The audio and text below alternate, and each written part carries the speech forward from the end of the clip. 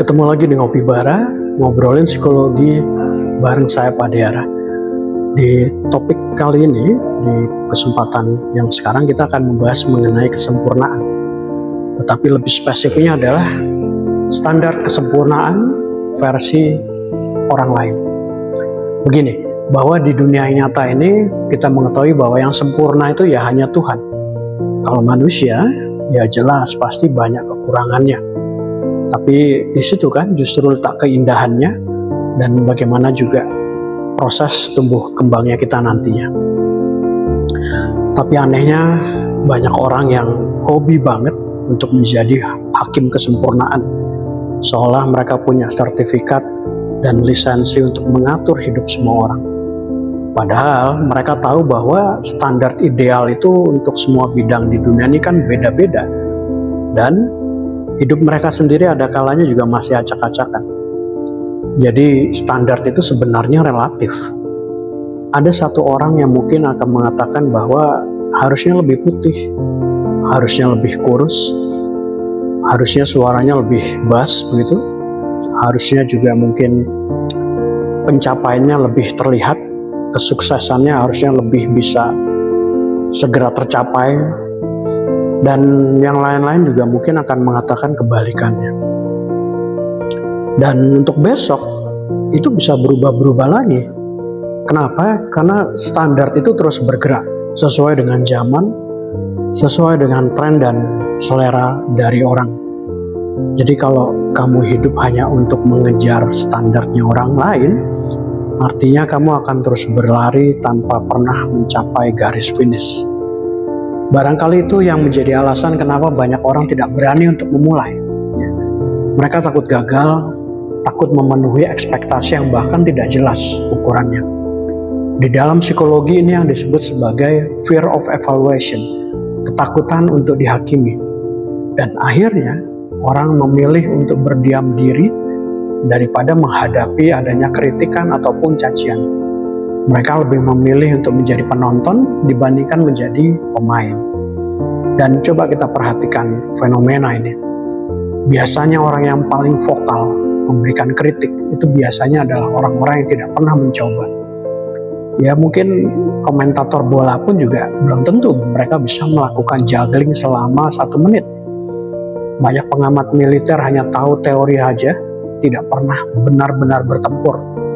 Dan juga banyak konsultan-konsultan yang mungkin hidupnya sendiri juga berantakan. Mereka menilai dari luar tanpa tahu proses panjang di balik layar. Dan komentar-komentar begini biasanya merusak mental seseorang, membuat mereka merasa bahwa jangan-jangan aku ini memang tidak cukup baik. Di dalam psikologi, kritik yang datang terlalu cepat dan tanpa diimbangi dengan empati itu akan mematikan motivasi internal. Kenapa bisa begitu? Karena otak manusia itu lebih sensitif terhadap ancaman sosial dibandingkan penghargaan. Penilaian negatif itu dianggap berbahaya sehingga membuat kita mundur. Padahal setiap orang punya sumber daya yang berbeda-beda. Mungkin ada yang secara finansial berbeda, berasal dari lingkungan yang berbeda, mendapat dukungan yang berbeda, kesempatan yang datang juga berbeda-beda, dan kapasitasnya pun juga berbeda-beda. Kan tidak mungkin kita memaksakan agar jeruk bisa seperti apel, ataupun ikan bisa memanjat pohon. Jadi semuanya punya keunikan tersendiri, punya jalannya sendiri. Dan kalau kamu saat ini sedang belajar, yang dibutuhkan adalah pengakuan dulu sebenarnya. Itu yang harus kamu lakukan ketika kamu melihat ada orang lain di sekelilingmu yang barangkali saat ini mereka tengah berproses. Akui dulu, berikan apresiasi. Jangan malah dikritik, apalagi dibantai habis-habisan. Memberikan saran itu bagus, asal timingnya sudah tepat. Kalau belum apa-apa, sudah dijatuhkan. Wajar kalau seandainya orang bisa menjadi pesimis sehingga tidak mau memulai kembali. So, sebenarnya apa pelajarannya? Pertama, hentikan obsesi untuk menjadi sempurna. Karena kesempurnaan itu hanyalah mitos yang selalu bertambah persyaratannya.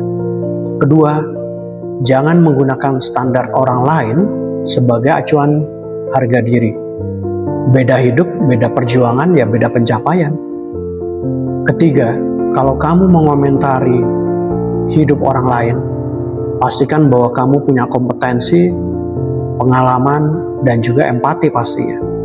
Karena komentar tanpa dasar itu hanya membuat kebisingan. Keempat, kalau kamu ingin berkembang, mulai aja dulu deh. Toh yang paling penting, kita bukan bermaksud untuk membuat orang lain kagum, tapi untuk membuat diri sendiri bangga. Dan terakhir, kalau ada yang bilang kamu tuh belum sempurna,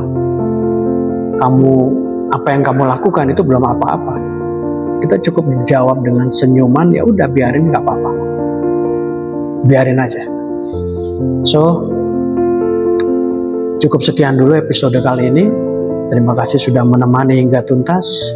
Tetap berproses, tetap tampil apa adanya, tetap menjadi versi terbaik dari dirimu dan versi terbaik yang nanti kamu akan pilih. Sampai jumpa di episode selanjutnya.